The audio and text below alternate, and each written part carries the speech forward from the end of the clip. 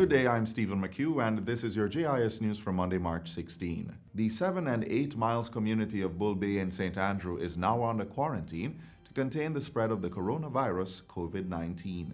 This means access to and from the communities will be restricted for the next 14 days. During this period, the extent of the spread of the virus will be assessed and the necessary treatment applied.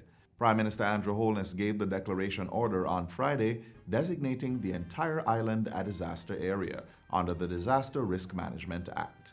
So what it also means is that the JCF and the JDF has been deployed. There will be restrictions on movement in and out of the community.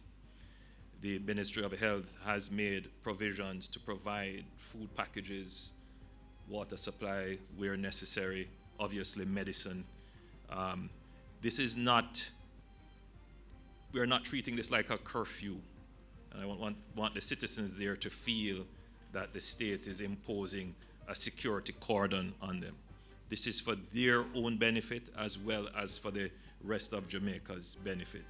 Meanwhile, Minister of Health and Wellness Dr. Christopher Tufton says the decision to quarantine the communities was taken after a number of individuals linked to the first person who tested positive for COVID-19 started showing symptoms that suggested that they are ill or becoming ill. What that means basically is that we would call on the other agencies of government as part of the National Disaster Response Committee that the Prime Minister chairs, a secretariat being, of course, in an OPM in the Ministry of Local Government.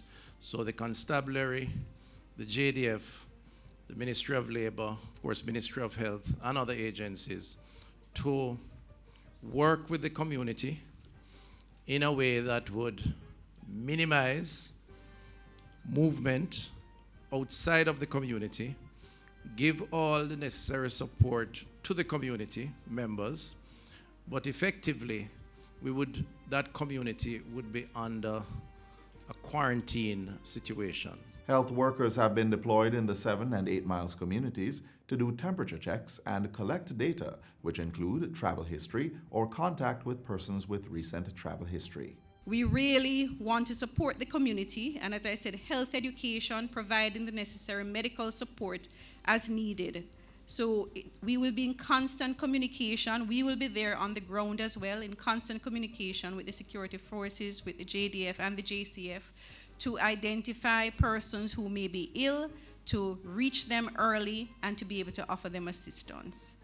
So it is going to be a very intensive 2-week period, but we are hoping that within that 2-week period, we are going to limit any further spread of the infection. Meanwhile, Attorney General Marlene Malahoo Fort says the Emergency Powers Act and the Public Health Act are in place to support the quarantine order. These will give the Health Minister and local board the authority in relation to COVID-19 and its prevention to do whatever is necessary to arrest the spread of the disease.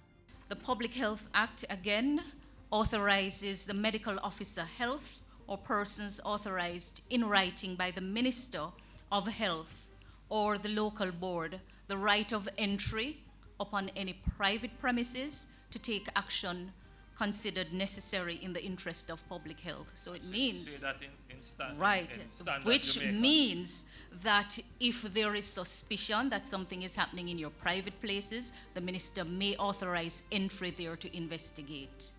It requires no warrant. It doesn't need your permission, because the step is being taken to prevent the spread of the disease. In seeking the cooperation of community members, Police Commissioner Major General Anthony Anderson clarified the role of the Joint Security Team. A few days and probably the past week, we've been taking some of our members through specific training to do this type of operation. So those people have been deployed now for this purpose. And it's really, as you say, to protect the wider community of Jamaica and protect those people inside and just slow or reduce the chances of transmission into and out of the community. Obviously, our own members will be taking precautions to protect themselves as well. And so it's really important that people cooperate with our verbal instructions so that we can have everything running smoothly. As I say, it's all for in everyone's best interest and for everyone's protection. The Ministry of Foreign Affairs says it has closed 3 of its consulate offices in countries amidst the outbreak of the coronavirus COVID-19. These include offices in New York, Washington, D.C., and London from March 16 to 20. Portfolio Minister Kamina Johnson-Smith says the situation will be assessed during this period for a decision of an extension if necessary. She was speaking at a media briefing on Thursday.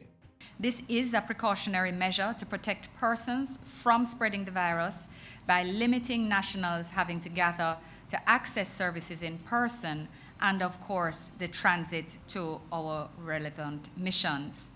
Instead, we're recommending the use of online passport and mail-in applications, as well as other services, and the use of telephone inquiries where appropriate. Meanwhile, in an update on Jamaicans in China, the Foreign Affairs Minister says 589 nationals were identified and registered, with 28 in Wuhan. The number comprised 260 students, 273 workers, and 56 dependents of persons working. Minister Johnson-Smith says through partnership, the ministry was able to coordinate requests for support and provide assistance to the Jamaicans. We continue to give thanks that we have not been made aware of any Jamaican in China who has been infected by the virus. We can also state that we are aware formally of 14 nationals having returned to Jamaica, including 7 students, but we do understand that there may have been persons who have also returned without notifying us. We do know, however, that those of whom we are aware have cooperated with the public health guidelines as issued by the Ministry of Health regarding quarantine, and we presume the same would be in respect of the others, given the general approach of our immigration officials. Tourism Minister Edmund Bartlett says the industry is implementing the COVID-19 protocols established by the Ministry of Health and Wellness. These include developing the required infrastructure to contain the spread of the virus, providing support to the Health Ministry, and educating all stakeholders about the disease. Minister Bartlett says the implementation process will be monitored closely by the special assigned staff of the Tourism Product Development Company, TPDCO. Giving the update at a press briefing on Friday, Portfolio Minister Edmund Bartlett says the health security of industry workers is now a priority. And the building of what we call clinical resilience is the bedrock of what will make the industry survive over time. But clinical resilience is about protecting primarily and first the workers of the industry. It's for the workers to understand how to deal with the hygienic conditions and the epidemiological environment in which they are operating. And finally, the deadline for the filing of income tax returns for the 2019-2020 fiscal year has moved from March 16 to March 25 without penalty. This means that companies, partnerships, self-employed persons, and employed persons with other sources of income will now have until March 25, 2020 to file their income tax returns for the 2019 filing period and estimated returns for 2020. Minister of Finance and the Public Service Dr. the Honorable Nigel Clark was speaking at a recent press conference at Jamaica House. Persons are being asked to call 888-TAX-HELP or visit jamaicatax.gov.jm for more information. And that's it for JIS News Today. I'm Stephen McHugh. Thanks for watching.